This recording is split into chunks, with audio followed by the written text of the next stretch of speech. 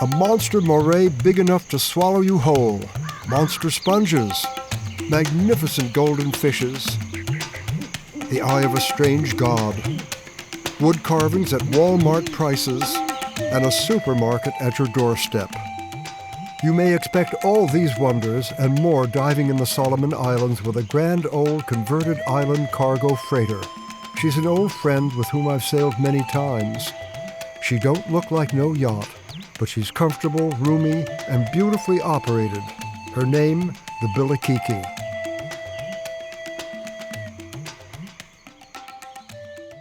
Monty and Michelle are the tour directors. You'll meet Michelle later. The two, like all I've encountered on the Bilikiki before, run a happy ship and have established a fine relationship with the local islanders. They are both dive masters. Monty gives the morning briefings and often leads the dives. In the foreground, Tim and Barbara Blanton, all the way from Roatan Island, Honduras. A double-decker camera table is loaded.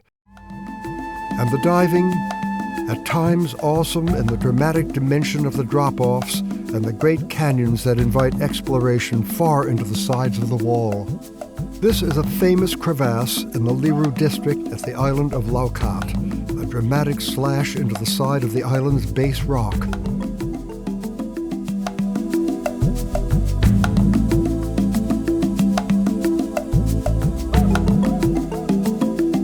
"50 yards into the darkening corridor, light shafts far ahead beckon the exploring diver. Sunlight and the tops of trees are visible.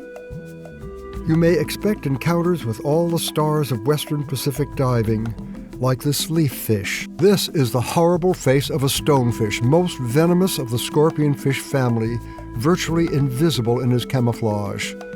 Look closely at his mouth, the only indication of his respiration. Kraits are akin to sea snakes, just as venomous but non-aggressive. They feed on small invertebrate animals hiding in the interstices of the reef. They can be handled, if you are up for that sort of sport, but very carefully.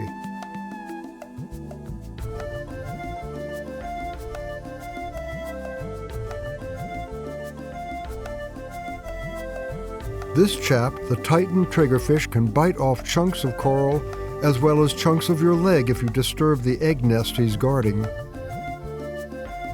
There are always cuttlefish, patiently tolerant of the visitors with cameras.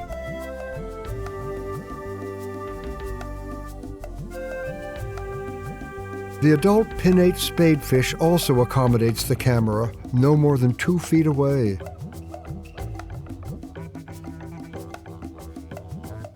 The juvenile golden spadefish, not so easily encountered, is magnificent. The yellow mask angelfish, most beautiful of all the many tropical species, plays coy with us.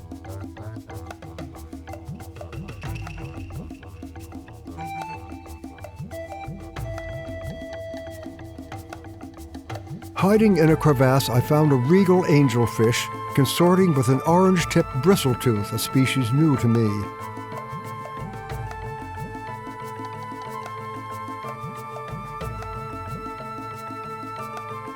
When you are shooting on a wall, it is not easy to steady your camera without holding on with one hand. Nancy McGee tries her best. A still shooter hangs on.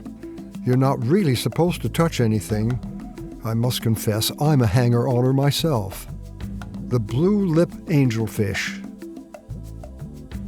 A chance encounter with an orange-banded coral fish, one of a prolific butterfly fish family not often encountered.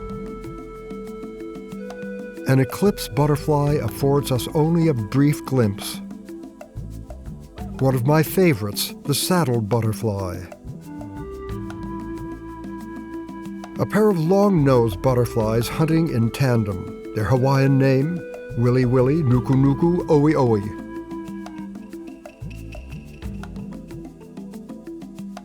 Saddleback butterflies also paired off. Curious diver and a killer sponge. And then there were the great schools of jacks, big-eye jacks. Keep your fin strokes smooth and slow, and you may join the school without disturbing them.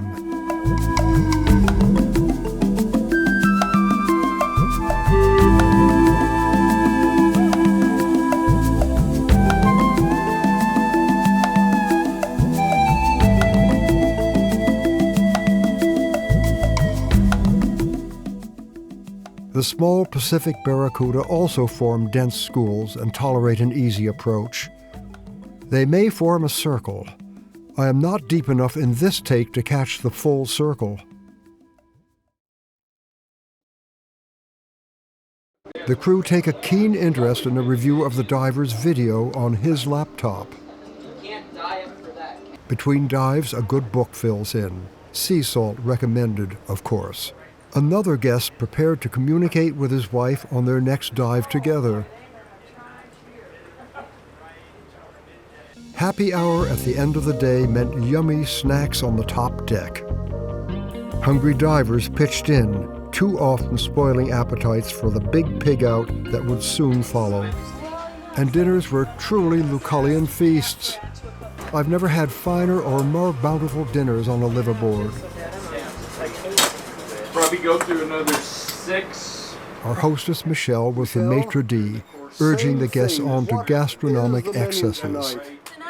We had beef and vegetable satay sticks with peanut satay sauce, garlic mushrooms, mixed vegetables, and peas. Is that all?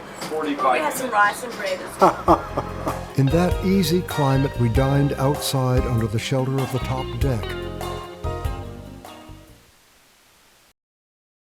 In the morning quiet of the Morovo Island Lagoon, the canoes appeared. They came from all directions and in all forms. If anyone sneezed, this one would sink. They converged at a shaded marketplace to prepare for our visit and to market their superb wood carvings. This is a regular stop for Bilikiki. We boarded the skiff with cash and open purses, still not fully prepared for the temptations ahead. Or for that matter, for the most colorful display of produce and exuberantly friendly greetings that awaited us.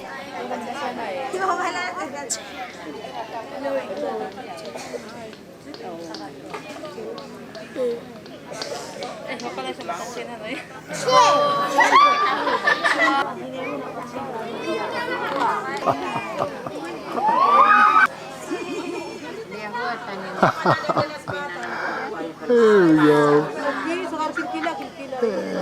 These islanders are wood carvers, and they were ready for us. The quality of the carving is very high. The asked-for price is bargain basement low. The problem is, how will you get it all home on the plane? The marine animal motifs are especially enticing. If the whole beautiful lot of carvings could only be moved to Walmart at home, a truck would be needed to carry away our purchases.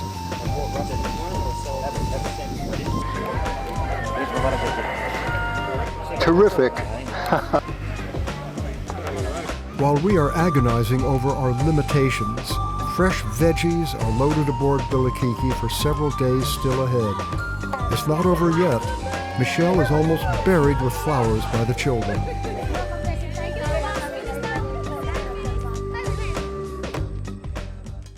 And Monty doesn't have to worry about a plane trip home with his purchase.